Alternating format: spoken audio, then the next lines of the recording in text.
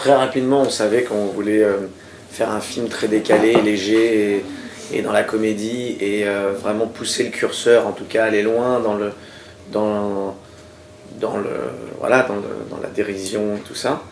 En fait, c'était suite à une vraie interview que j'ai fait en plus en fait avec une journaliste qui entre les mots me disait à peu près ce qu'on voit dans le film, m'expliquait que j'avais une vie aujourd'hui qui n'était pas très sexy, quoi, entre ma femme, mon fils, ma maison de campagne, les chevaux, tout ça, c'était pas très...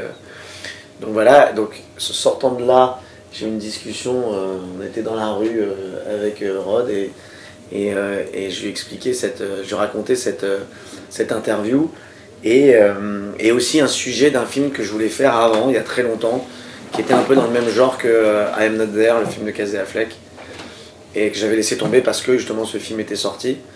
Mais je trouvais très intéressant et dans la société dans laquelle on vit aujourd'hui, de faire un film sur l'image, sur comment dans la sphère, enfin dans le monde dans lequel de selfie dans lequel on vit, que tout le monde se prend en photo, tout le monde se regarde, tout le monde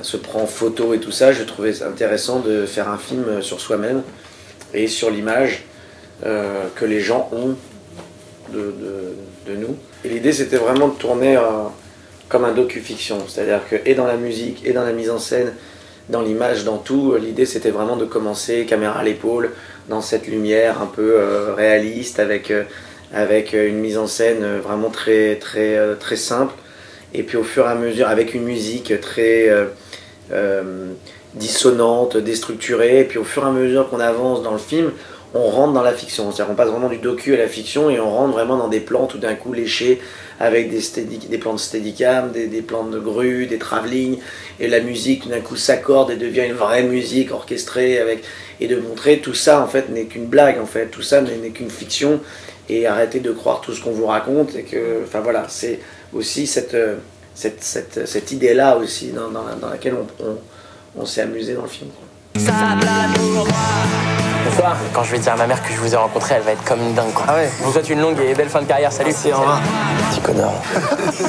Au-delà du fait qu'on va jouer nos propres personnages, c'est quand même un film atypique de base, en fait. Et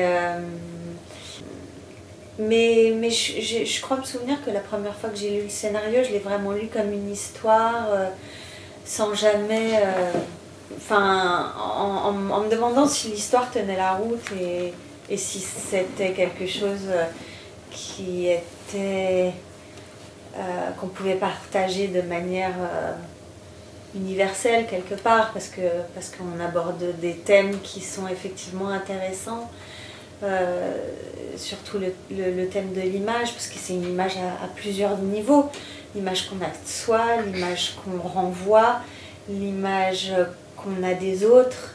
Je l'ai lu, ouais, voilà, comme une histoire détachée de lui et de moi, même s'il y a des choses immédiatement qui m'ont fait assez rire, et notamment comme je m'attendais à lire une comédie et que dans ma tête je m'étais dit bon, un film en français où je vais pas avoir à faire des heures de séances de coaching, et que je me suis aperçue qu'en fait si.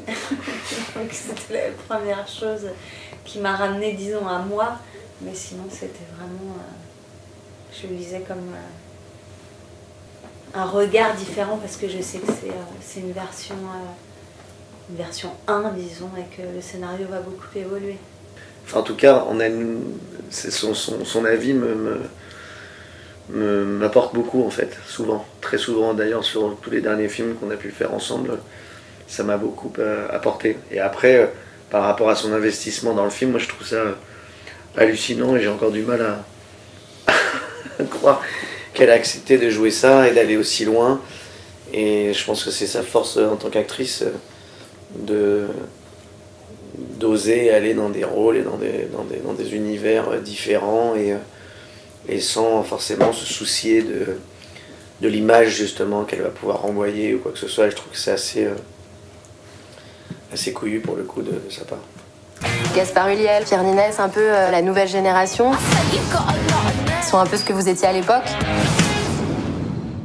Je vois pas trop la différence entre eux et moi, quoi, donc... J'ai un problème avec l'idée de vieillir, absolument pas. Si ce n'est que j'aime pas forcément commencer à avoir mal un peu partout de temps en temps et me sentir vieillir physiquement. Mais en tout cas, au niveau de l'apparence, j'ai absolument aucun problème par rapport à ça. On parle du jeunisme, on parle aussi du fait de vieillir chez un homme, ce qui est pas forcément quelque chose dont on a l'habitude de voir ou d'entendre. C'est-à-dire que les hommes n'en parlent pas aussi facilement que ça. Alors que les hommes ont aussi des problèmes de vouloir cacher un peu leur bite, de vouloir se teindre un peu les tempes, de vouloir avoir une autre tête, de cacher un petit peu aussi leur âge. Et c'est ça qui m'intéressait aussi là-dedans. Et effectivement, quand je parle de l'image, c'est pas que l'image people, tout ça, c'est l'image...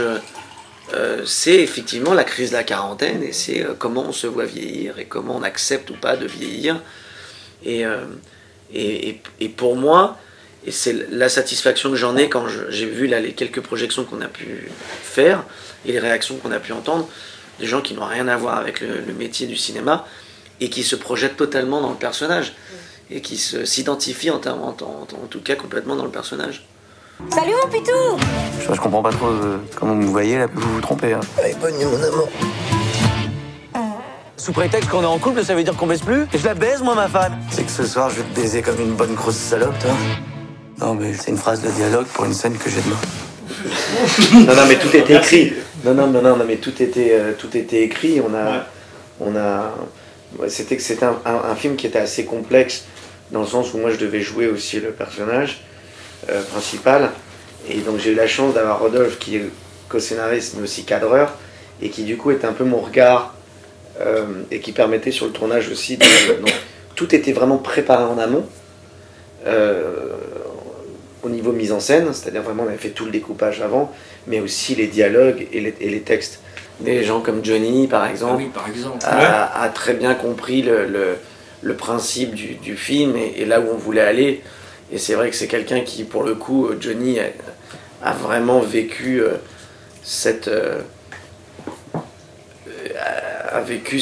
pendant tellement d'années cette confrontation à l'image que l'on a de lui, à ce qu'on en fait, comment on joue avec son image, la marionnette, le truc.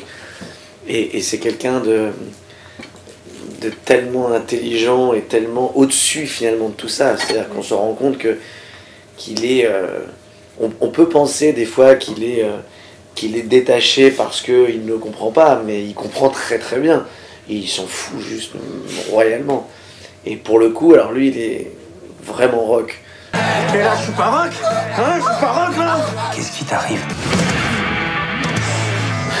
Moi, j'avais une double pression.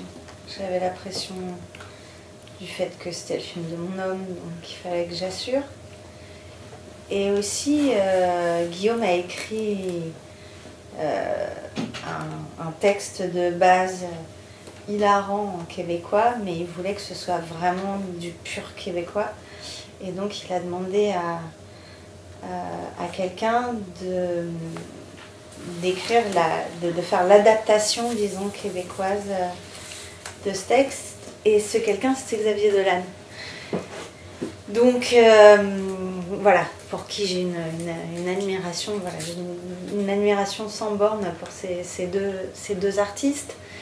Donc j'ai, je sais pas, je saurais pas quantifier combien de temps ça m'a pris, mais ça a été quand même hyper rapide. 17 heures par jour. Voilà, c'est ça.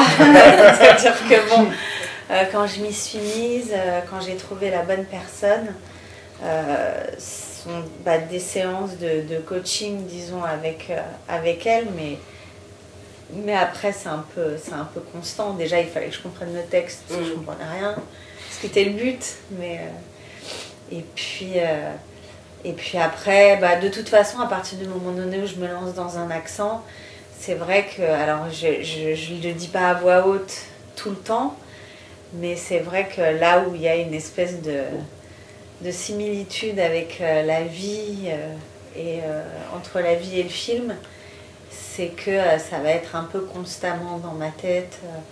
Si je vais m'endormir le soir en répétant tout le texte avec l'accent. En gros, c'était vrai ça. Donc c'était vrai, oui, c'était ça ma deuxième question. En gros, c'était un peu le polonais, dans le film de James Gray. C'est un peu, mais il y a de toute façon, il y a des pics, il y a des trucs. Non, mais c'est vrai que ça, c'est ça et le potager, voilà, c'est des trucs un peu. C'est assez proche de la réalité. Alors après, avec le curseur un petit peu monté, parce que je lui ai jamais parlé en polonais, mais c'est vrai que Guillaume a assisté à beaucoup de séances où il arrive à la maison et je suis en train de jouer avec des voitures avec mon coach pour avoir les bons bredons en anglais. Bien, j'avais oublié ça, c'était excellent. Et donc il y a des choses un peu... Des petites bagnoles, c'est comme ça, pour avoir le bon... Non, pour avoir c'est une coach américaine qui me faisait travailler les airs avec des petites voitures majorettes. Et donc c'est vrai que des fois il a débarqué dans des situations de coaching assez cocasses, disons. Et notamment la période du film de James Gray et de son film où j'ai enchaîné un film où j'avais à parler en polonais, en vrai polonais, à parler américain avec l'accent polonais. Et derrière, je faisais le film Blood Ties où je devais parler avec l'accent italien. Et j'avais aussi une phrase d'italien qui m'a posé beaucoup de problèmes. Donc en fait, je passais mon temps avec des coachs. Et à n'importe quelle heure, ils débarquaient et j'étais tout le temps en mode de travail. Mais moi, ce qui m'amusait beaucoup dans le film par rapport au rôle de Marion, c'est que à la fois de me charger moi de plein de choses, et d'ailleurs, Rod et Philippe se sont bien chargés aussi, mais par rapport à Marion, ce qui m'amusait, c'était à la fois d'aller extrapoler un peu ce que moi je voyais du quotidien et de m'en amuser, mais aussi de m'amuser au fait de ce que moi j'entends ou de ce que je vois de l'image que les gens ont de Marion. Et par exemple, c'est vrai que quand j'entends par exemple certaines personnes, pour le coup je trouve pas très drôle, mais tant pis pour elles, mais qui imitent Marion d'une certaine manière, un peu buildée, quoi, qui parle, toute gentille, ah oui mais moi j'aime beaucoup les fleurs et les trucs, et qui l'imitent dans un truc. Moi ça m'amusait vraiment beaucoup, du coup, pour le coup, de montrer la scène par exemple des Césars où elle rentre complètement débile avec son César, elle est contente parce qu'elle va faire une table, et de m'amuser aussi de ça. Moi je suis capable de sortir dans la rue avec une culotte de cheval, avec des chaussettes horribles qui remontent jusque là, avec et parce que je fais pas très attention à mon apparence, et que eux des fois voilà, ça les fait beaucoup rire par rapport au fait que je sois capable d'aller, parce que j'ai pas envie d'avoir froid, de dormir avec des chaussettes, un survêt et une bouillotte. Allez, bonne nuit mon amour. Je suis beaucoup plus sur les réseaux sociaux que je ne l'ai été avant, parce que je suis dans une période où je partage des choses, et franchement c'est un réel plaisir pour moi, pour le coup, d'aller partager des choses avec les gens, de leur montrer des extraits du film, d'aller montrer, de donner la bande-annonce en avant-première, de montrer une photo qui va en rapport avec le film qui va me faire marrer. Et au-delà de ça, il y a aussi un truc qui est important, c'est que le monde dans lequel on vit aujourd'hui, la part de fantasme que peuvent avoir aussi les spectateurs par rapport à des acteurs, à leur création, à leur travail, c'est complètement annulé. C'est-à-dire qu'aujourd'hui, il y a des paparazzis partout. C'est-à-dire quand vous êtes un peu connu, avant, ils pouvaient avoir le plaisir tout d'un coup de voir un acteur et de dire « Tiens, j'ai mon appareil photo, j'ai pris une photo, c'est super ». Maintenant, n'importe quelle personne a une photo de moi dans la rue, en train de parler dans un bar. On ne peut pas sortir de nulle part sans passer par « Allez, on fait une photo, oh là, de toute façon, je savais que t'étais un connard ». Voilà, c'est quelque chose qui est complètement rentré dans les mœurs. Et avant, on pouvait avoir encore, il y a quelques années, un mec qui, comme ça m'est arrivé, avoir un mec qui escalade mon portail pour rentrer le jour de la naissance de mon fils. Et là, bon, on est dans l'invasion en fait des journaux People dans la vie et c'est quelque chose, voilà, qu'on pouvait, si on voulait, maîtriser un peu par une droite de temps en temps. Ça, c'était une chose, mais maintenant c'est un truc sur lequel on ne peut pas lutter, C'est-à-dire que les gens préfèrent venir vous prendre en photo avec vous dans la rue plutôt que vous parler. Moi, ça m'arrive plein de fois que des gens viennent dire « Là, on fait un selfie ?» Boum, et puis ils s'en vont. Et il n'y a même pas de bonjour, au revoir, tiens, j'ai vu un film que vous avez fait. Il n'y a plus d'échange. Je vais faire des rôles de vénère, tu vois, un peu physique. Et là, je suis pas rock. Hein, je suis pas rock, là. Qu'est-ce qui t'arrive? T'en demandes. Oh putain, tiens. Mais pourquoi t'as fait ça?